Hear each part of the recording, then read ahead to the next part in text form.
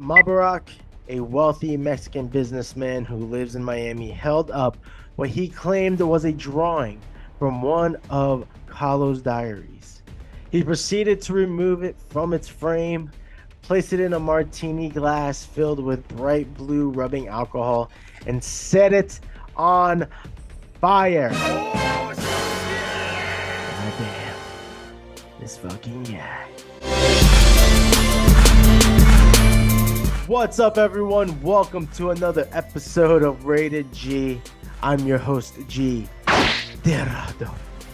If you are new here, welcome to the show. This is a podcast generally on art and creativity, and I usually feature local artists and creative entrepreneurs, small business owners, and while promoting their brand, we have honest discussions and conversations about the process of pursuing this type of career and also just everything else in life. So if you enjoy this type of content and you want to support the podcast or my YouTube channel, please be sure to like, subscribe, and ring that notification bell. That way you can keep up with all the current uploads. And if you want to follow me on my social media, I provide all my links in the show descriptions. So be sure to check that out if you're interested. And for those of you who are returning listeners or viewers, welcome back to the show and thank you for your continued support. And I encourage everyone to please leave a comment. I'd love to hear your thoughts on the show or this particular episode. Even if you've only listened or watched for a few seconds, I'd love to receive some feedback. And let's go. All right.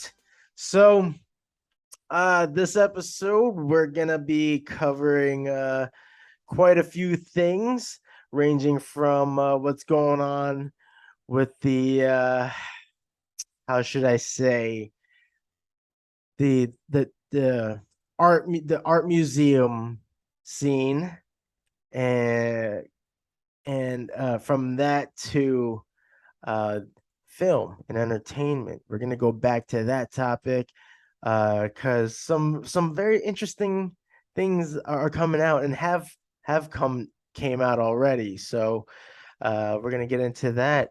But first, let's go back to the art museums, because yet again, the climate activists are at it again, continuing to support their cause with their protests. And it sounds like the what do they call the people that work at these museums, they're starting to get fed up with this shit.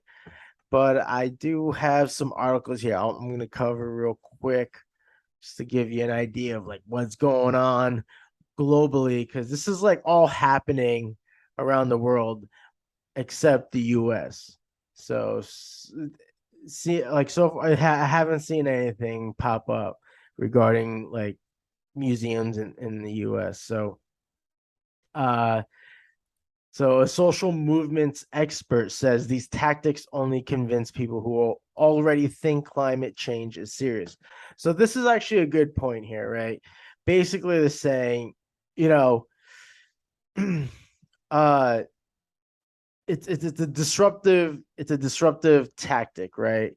Because you're seemingly vandalizing a historical an artistic piece, and for the sake of the climate change and all the starvation and all that, and the environment.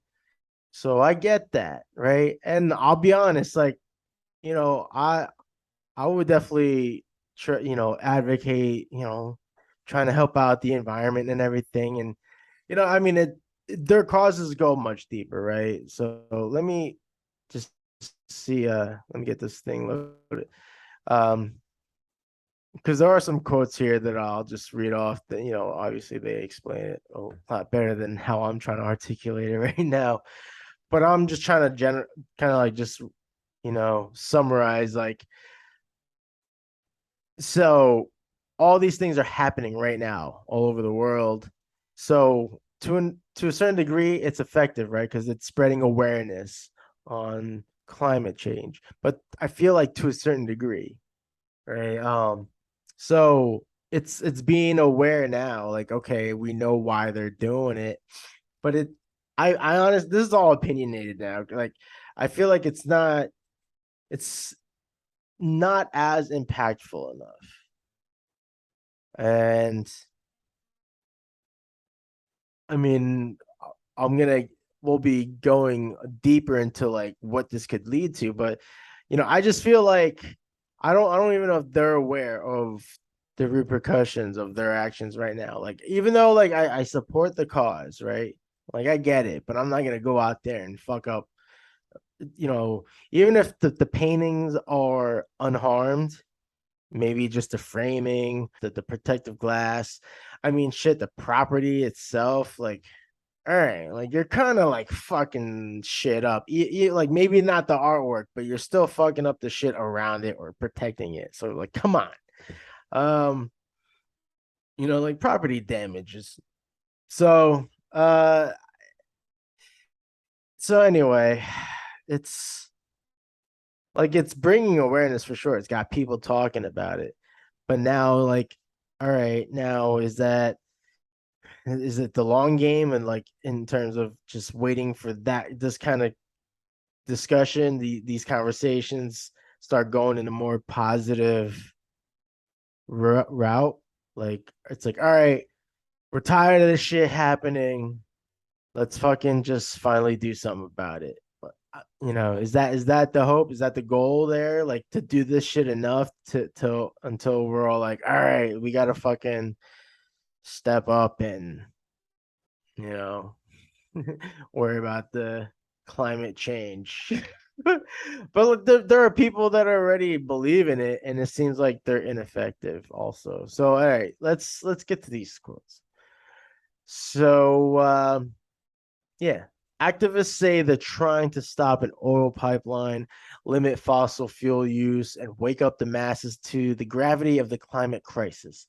The wave of food throwing climate protests prompted international outcry, with government officials and art experts shunning the practice in museums the world over increasing security, according to the Wall Street Journal.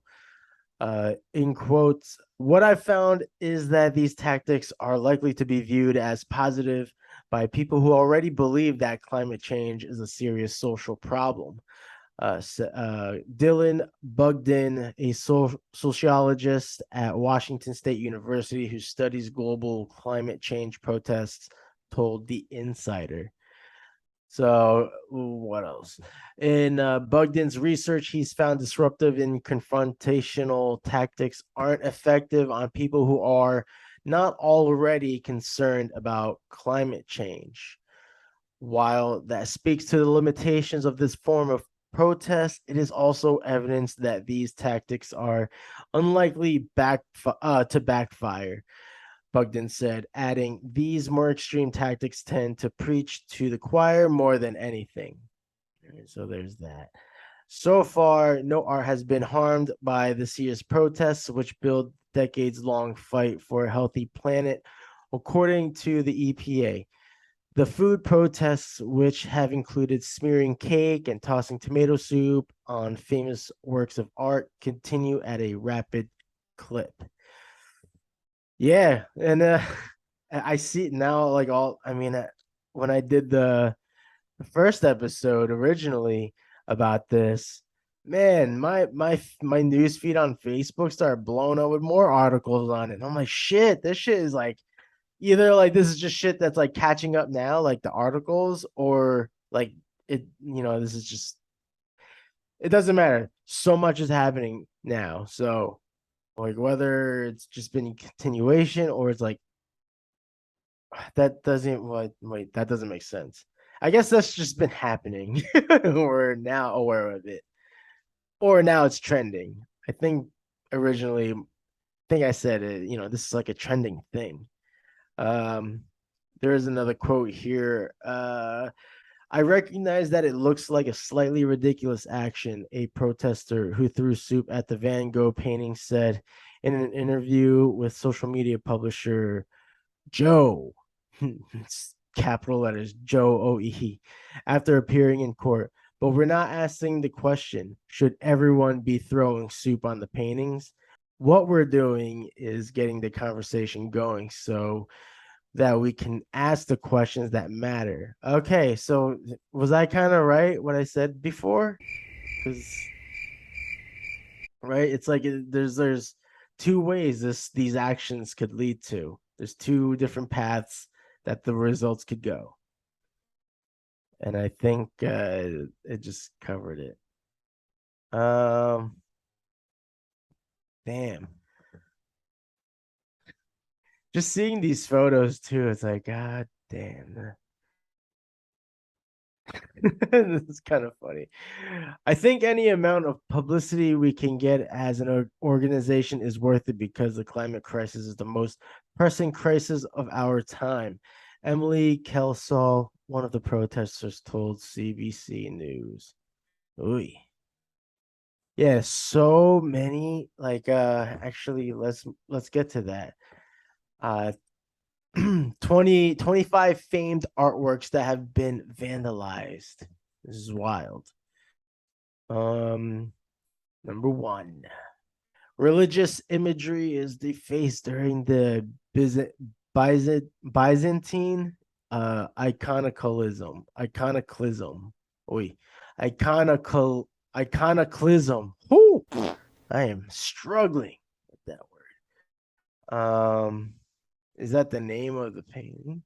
I'll share photos of these pieces. Number two, a suffragette targets Velasquez Rokeby Venus.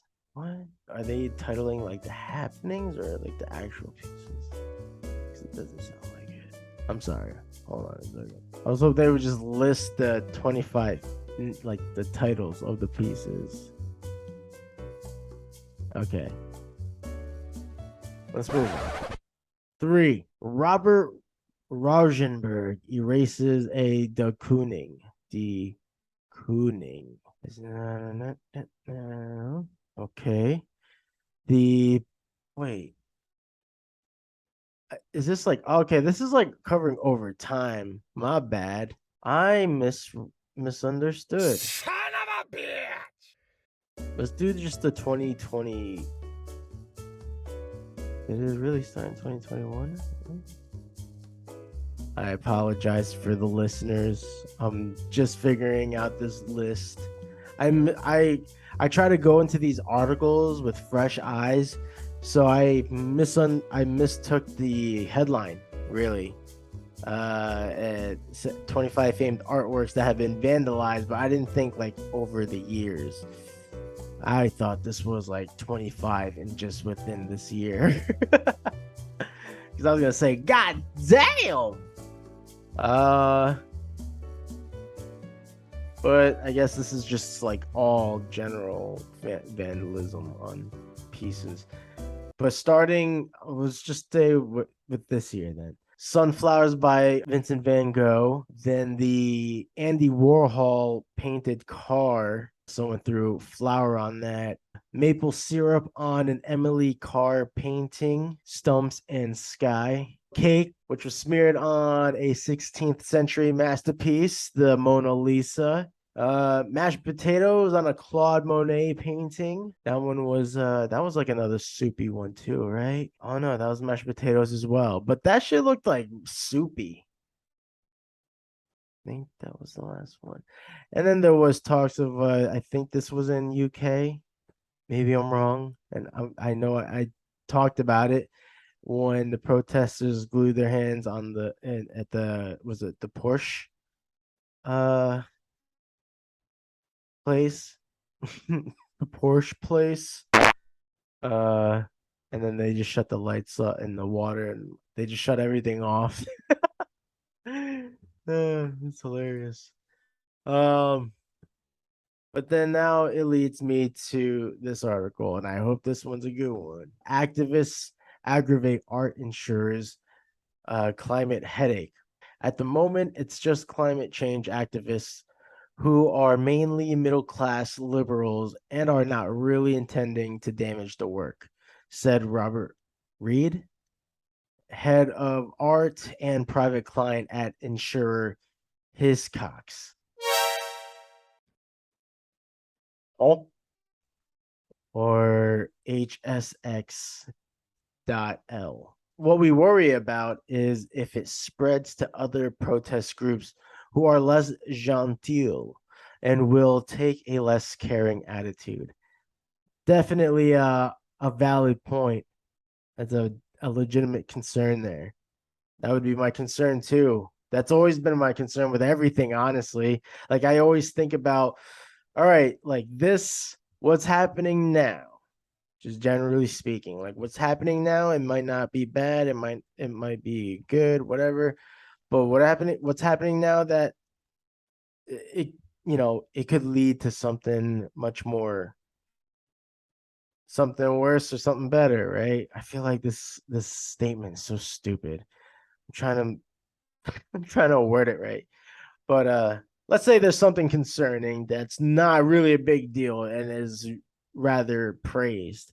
But sometimes the circumstances, like what it could lead to, could go a dark path, right? Because maybe the intentions are misread or whatever. Or maybe it started off with good intentions, but it went in the wrong direction, right? That's happened. That's fucking history right there on repeat. Um, yeah, so that would definitely be my concern is like, all right, so they're just damaging the protective glass of the artwork, the frames. Although if it's the original framing, like fuck, you're fucking that up. Uh, but let's say, yeah, the artwork, sure, it's protected, but like, all right, if other protesters for other causes are seeing this and seeing how society and is reacting to it, and the media and all that, then they might be like, all right, we gotta approach our shit in that manner, but we're gonna kick it up a notch because obviously this shit gets eyes. So yeah, that's concerning. Uh, what is this next quote here? The risk profile has changed now. The insurers might say, I want a little bit more money next year. And what are you doing about security? Moraldi said, adding that our owners were becoming more nervous too. Well, yeah, this is, you know what? This is kind of, in a way, right? Now, I might be reaching, but I just feel like in of recent times right now, I feel like this is like the heckler approaching the stage during a comedy show. This is the Will Smith walks up to Chris Rock and Oscars. But now it's like protesters vandalizing artwork at museums. Again, I'm stretching it. I'm stretching, but that's how my mind puts it together. Uh we've already had several requests from clients that may have pieces in museums requesting that they are stowed away. Fair point, because I mean, personally speaking, well, when I put my artwork out there, depending on the venue or the gallery that is being displayed at, I'm not gonna lie. Honestly, if when I'm dropping off framed artwork at the artworks studios, um, I'm I'm confident on this the protect like the how well it's handled, the art handling. Uh, when I when I drop it off at a local venue or like a bar or something, I'm not gonna lie, part of me is a bit concerned, especially if it's at a music venue, because if there's like live performances and whatnot, again, depending how it's handled, or how well how well I know this place, or just it's really just like a vibe thing too. Like it depends, and if I know the person themselves are an artist, which is usually the case in my experience here. I really don't have much to worry about, but I am still like I'm a bit conscious about it, cautious about it. I get it, I get it, I get it. We cannot afford these additional costs. Says Hampel. Who's Hampel? Thomas Hampel, agent of the German artist Antoinette, said the insurance premiums to cover her art were set to rise 12.5% next year compared to with 3 to 5% rises in the previous 3 years. I'm not gonna get into numbers. Looks like this involves numbers. I don't know. This does it raises a lot of questions and concerns regarding for the artists, really. So now you got these protests. Like again, like we're all aware of how fucked up the environment is right now, and it's like I feel like I've said this on a previous episode where like a lot of like it's hard to admit when like that we are part of the problem. Whatever issue we're talking about, you gotta it's I think it's important to understand and accept that we're all like I'm a part of the issue. Because sure, I was a while ago I was really trying to get the attention of Liquid Death as a sponsor to not only promote, like I would like showcase the product. Well, before we tell any stories, let me just crack open a can of Liquid Death to murder my thirst. I almost went and bought a can of Liquid Death just to have, like, to be like, Liquid Death, please sponsor this podcast. If only I had a delicious sparkling water in a badass looking can. Hey, wait. Good thing I have Liquid Death to murder my thirst. Are those the ones that have like caffeine in them too, or are they just? No, it's just soda water. It's Okay. just sparkling water, and what I like about Liquid Death. Tell me. So Yeah. all the things that I'm drawing, I can't post anywhere. I can't show anybody anything. So it's like it looks like I'm not doing anything, and I actually am. It's just Well, hey man, you know what? Cheers to you, sir. Can of Liquid Death to murder your thirst. Because 10% of each can will go towards reducing plastic pollution. Death to plastic. death to Good for plastic. you, Rick, man. Congratulations on your exciting gig that you can't I necessarily. can't even talk. I will though. So, fuck yeah, I'm all about it. Like, let's take away the plastic and just rely on like reusable resources. So yeah, I was totally trying to like actually advocate and promote it in the hopes I would get a sponsor. But again, I'm buying plastic of other shit, so it's like you pick and choose your battles. I don't know what the point of that was, but yeah, I don't know. I kind of lost track. That's what happens when you're a fucking long-winded piece of poop. No, I don't know why I said that. Yeah, I do. I hate myself. Yeah, it again, this kind of stuff definitely brings concerns. And yeah, right. We're aware of this. We're aware of like, how we're treating the environment. And it's a shame, but yeah, I guess kind of like what I said in the last episode, with that quote, just tend to the area of the garden that you can touch and just worry about that, right? Oh, and in other news involving artwork, I'll try not to spend too much time on this one, but this headline says actually it's a question headline. Did this man destroy a Frida Kahlo drawing to make an NFT?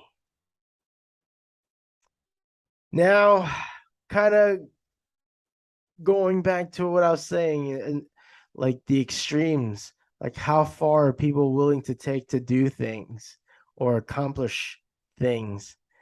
This is definitely a prime example of how far people will go to make an NFT and make that crypto money, whatever.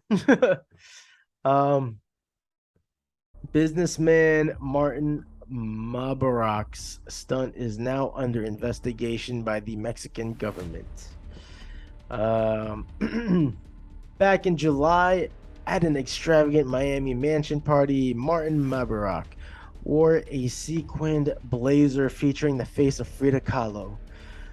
What we're going to do today here, he informed his guests, it's going to change the lives of thousands of children, and I hope that everyone that is here can understand it. Mabarak, a wealthy Mexican businessman who lives in Miami, held up what he claimed was a drawing from one of Kahlo's diaries.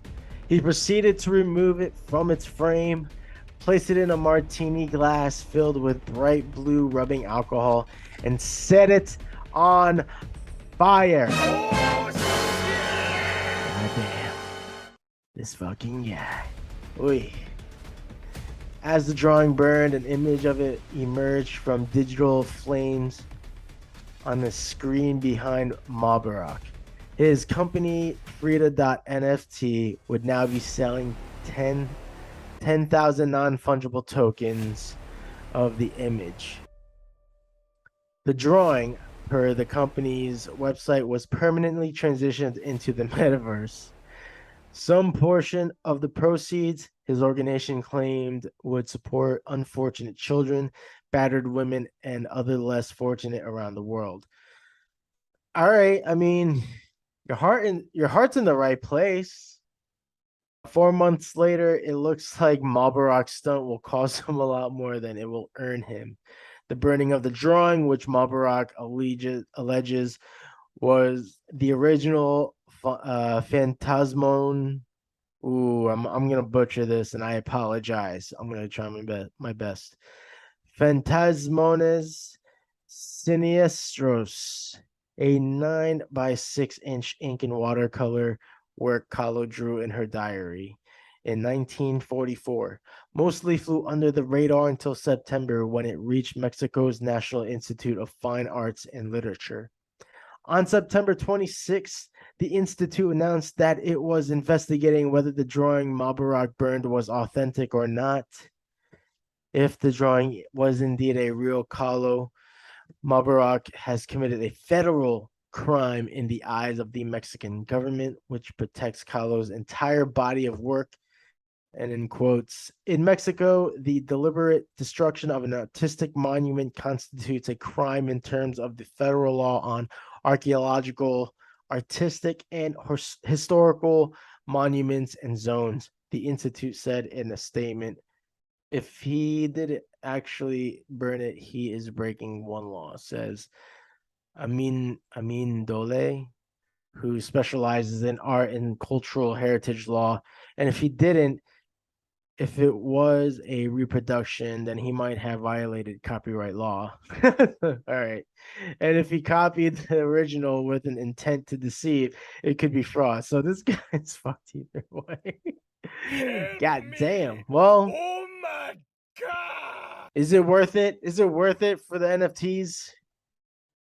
Again, I ask, what is what's gonna be the next extreme move for making NFTs? I ask ye. And if ye has a thought, an answer, leave it in the comments. Moving on.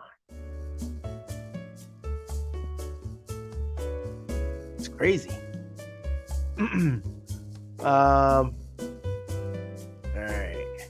We're gonna move on to film and entertainment because I'm entertained.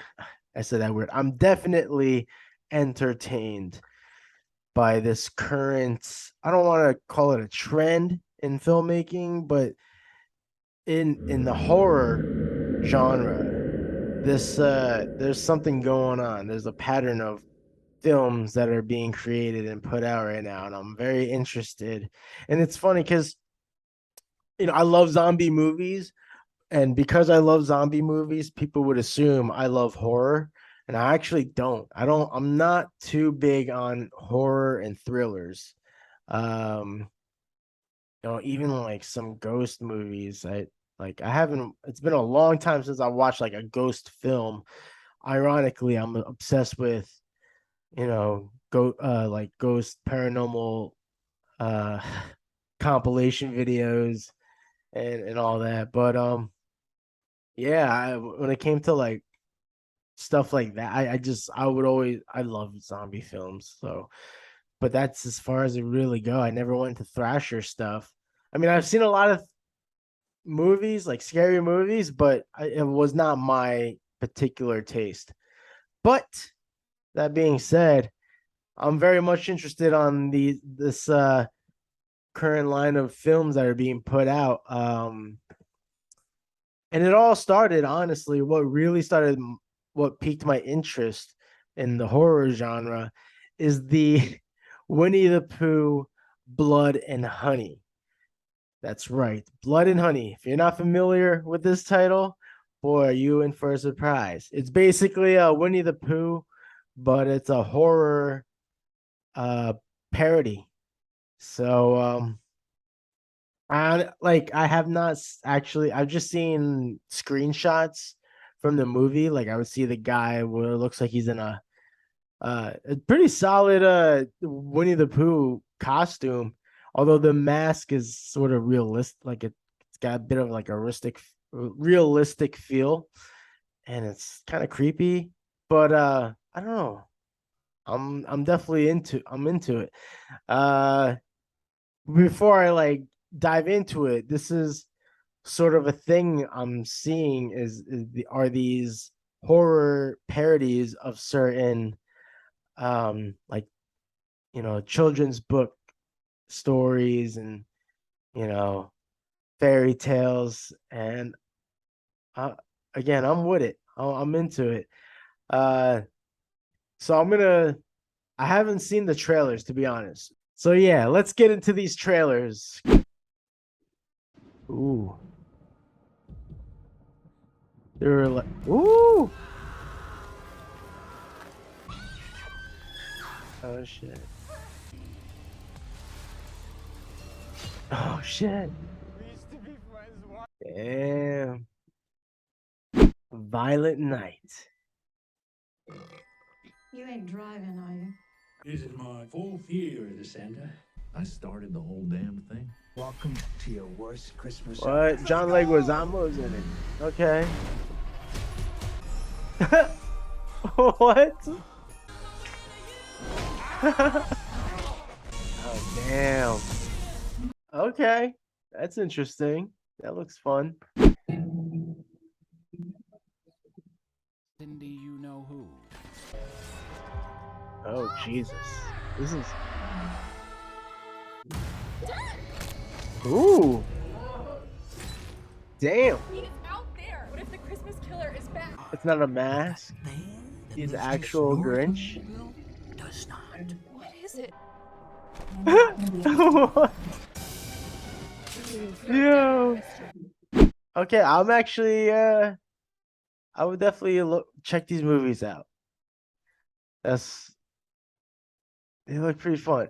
I'm very interested in the mean one, if I'm being honest here, because I guess, just after seeing Winnie the Pooh and Santa Claus. Well, Santa Claus is kind of on the, like, after seeing Winnie the Pooh, I thought maybe it'd be the same approach with the mean one for some reason. Just judging by the thumbnail I would see of the for the trailer, I thought maybe it was like a killer in a Grinch costume, so same sort of deal. But no, I think they're actually talking about the actual Grinch, but in this sort of tone, in this I don't even, like, I guess, like, in this reality, I guess. I mean, the people in the town, they look like normal people, but they know about the Grinch, like the Grinch is real. So that's kind of weird because you don't see what are they called again? In Dr. Seuss? I forget what they're called, but I'm sure if you're tuning in on this, you might know what I'm talking about. Maybe if you're a Dr. Seuss fan, I don't. I might be completely wrong. Maybe we both don't know or can't remember what they're called. Uh, but anyway, yeah, I thought the Grinch wasn't. Yeah, it's not what I thought initially. Uh, so actually, what I was getting at before is that yeah, like, I don't know, like, if this is a trend, right? Going back to, like, the term trend, although I don't want to call it, I feel yucky calling it a trend, but this direction that these horror movies are going, or thrillers, dark parodies, I don't, however you want to categorize them, I like it. I like what I'm seeing because I've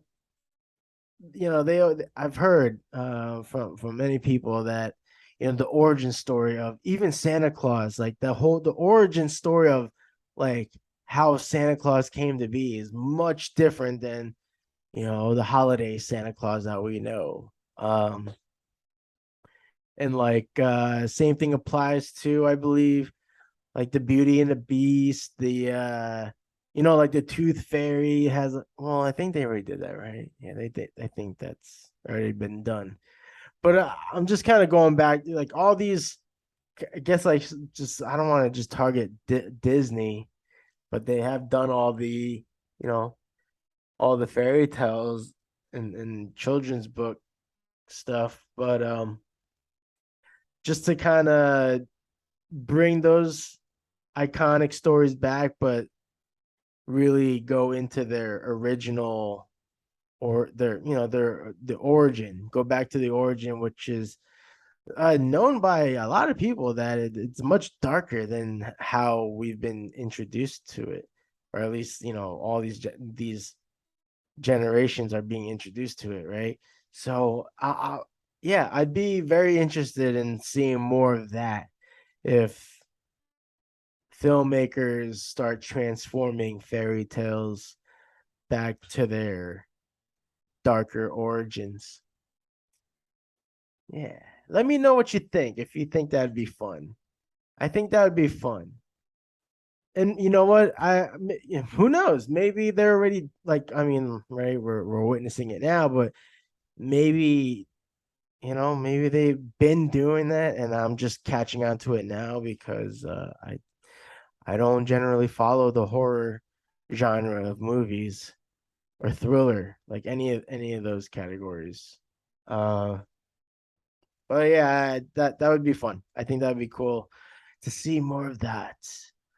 Uh, Instead of just, like, remakes of, like, just the way Disney's doing it with their animated movies, like making them live action, but making them, like, actually kind of realistic. Like, I would like to see the horror side, the dark side of that. That'd be crazy. All right. Anyway, so that's it on the movies. I just wanted to bring up those movies because they've been on my mind for a while, especially the Winnie the Pooh. Um, I've been wanting to bring that up at some point. Um, forget when, but I had it on my list of notes on topics to discuss, and that was definitely one of them. I just never got into it until now. I guess this seemed like the appropriate time because there's other like holiday themed movies that are having a horror thriller twist. So the Santa Claus one, Violent Night, that one looks fun too, and that one's also kind of playing with the realistic and the majestic, like it has like it's like a very action thriller vibe, but then it's got like magic in it, like just the way Santa goes, goes through the fireplace. It's like, oh, like, it softens the movie for me. uh but anyway, it still looks fun. David Harbour, you can't go wrong with him. It's got Jeg Leguizamo. It's got some you know, some names in there, some big names. So I'm excited to look into that now that it's out. I think it's on HBO Max, maybe. Anyway, I'm gonna see that shit regardless. But anywho, just wanna mention a couple of things before I start tying the ribbon on this bad boy. We're gonna end it with something inspirational, of course. But I do wanna again plug if you wanna support the podcast or my YouTube channel, please like, subscribe. I would love feedback, so feel free to leave a comment, ring that notification bell, that way you can keep up with the current uploads. And if you want to follow me on social media, just check out the links in the show descriptions. You'll find everything there. I want to say I'm actually planning on taking a short break during December and possibly January from podcasting, because I don't know, it seems like around this time, well, actually, except for last year, but I've been bringing up the feeling of burnout. Like I've been just putting so much focus and effort into the podcast, and it's been a crazy fun ride. So I'm thankful and grateful for having the guests appear on the podcast for the first time, for multiple times.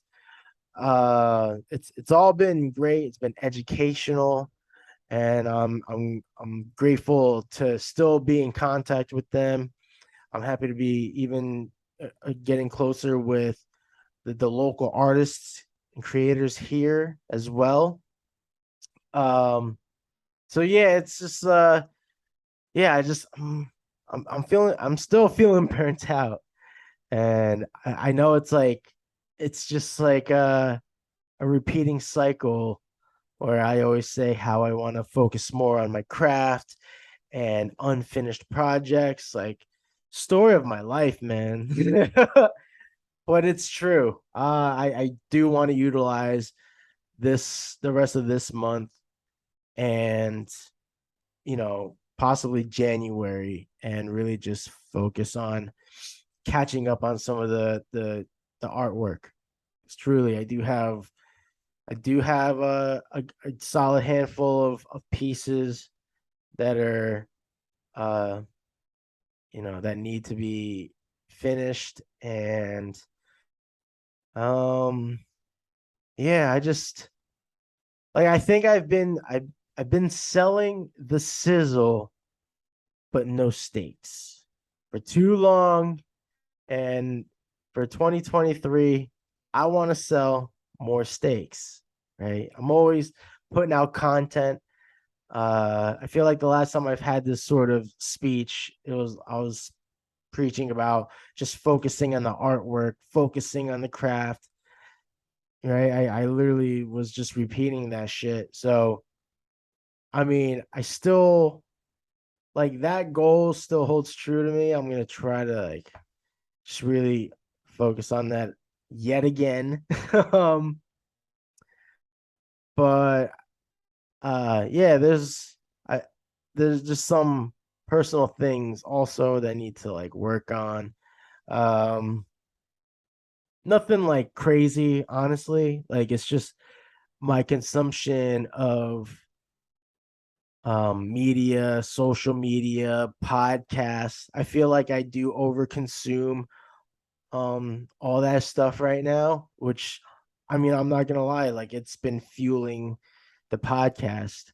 Um, but yeah, just you know, I just feel like when I do get to work on something creative, it's more of a practice, less than even just like making new products to sell at markets. Like I want to flush out all my old stuff and have new products. So I have a lot of ideas, and just when I think I can uh, uh um you know start working on them, it just I don't know, I found myself doing a lot of editing and podcasting related work, and I think I just need a little bit of time to kind of recollect myself and just take a little break, really. Um, because I sometimes I kind of feel like I'm just a podcaster than an artist. Uh, yeah, so that's I just wanted to let you guys know. Again, like I'm not saying I'm not going to be active on social media. I am. I think I just like I have to really fine tune my discipline and the use of these platforms. So I used to have like these reminders of like of hey, you've been on Instagram, or you've been on Facebook for an hour, you know, let's take a break. So I'm probably just gonna bring that down to maybe 30 minutes. I want to give it enough time where if I'm on those platforms, I'm just on there to market and then be out, because it's so easy to get distracted and sidetracked and start scrolling mindlessly on whichever app you're using. And like this includes YouTube too. So um yeah, I want to fine tune my usage on that and really just the application time is just for business and just be out. I downloaded an app. I actually re-downloaded this app for it's called Elevate, and I know I talked about it on the podcast like during the what I called the COVID Chronicles. Like I was using this app to help just elevate my you know my brain with these puzzles and games for literature, speech, math, what else? Um shit. Well, this is why I downloaded the app, but I'm excited. It was fun. It was fun for a while, and then I just fell off of it. I don't know. I can't remember what happened. But this is great. It tests it exercises those your brain muscles.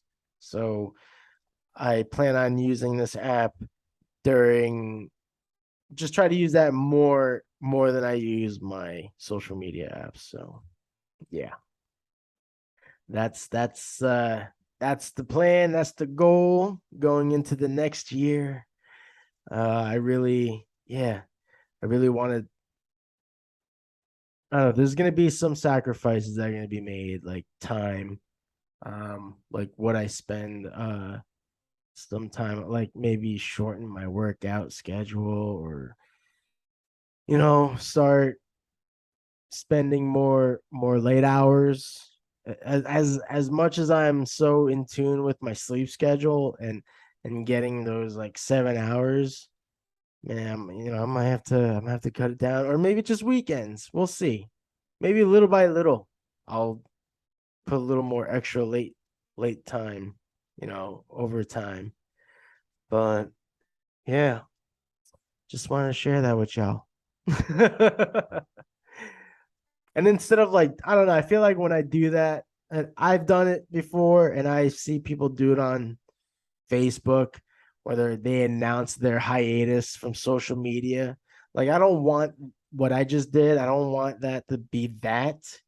I don't know. I'm really just kind of sharing what I'm trying to achieve moving forward. But I don't want it to sound like I'm gonna take a break off social media because I feel like I did that already. So, yeah. But let's finish on an inspirational note. I have another quote for y'all. The Dalai Lama. And he says, if you can, help others. If you cannot do that, at least do not harm them. So let me repeat that. If you can, help others. If you cannot do that, at least do not harm them. That's really important to remember, because I know for me, sometimes when I try to, bring awareness to something, I tend to also punch down, or like, or it's like kind of like what do you call it? Like a backhanded compliment, or I don't know. Like, I think when I try to bring awareness to certain, not issues, but like just concerns, I have there's like a distasteful way that I do it. And, I feel like when I have thoughts like that, I try to stop and question myself, like, all right, how's this gonna help? So, yeah, I hope that helps you. I hope that applies to you in any way. But yeah, that's it, guys. I hope you got something out of this. Again, if you are a new listener or viewer, please, if you enjoy this content, and again, you want to support, just please like, subscribe, ring the bell. Feel free to follow me on social media if you wish to. I post a lot of my art on there, as well as my YouTube channel. And stay safe, stay healthy, happy holidays, and I will see you in 2023. Peace out, guys.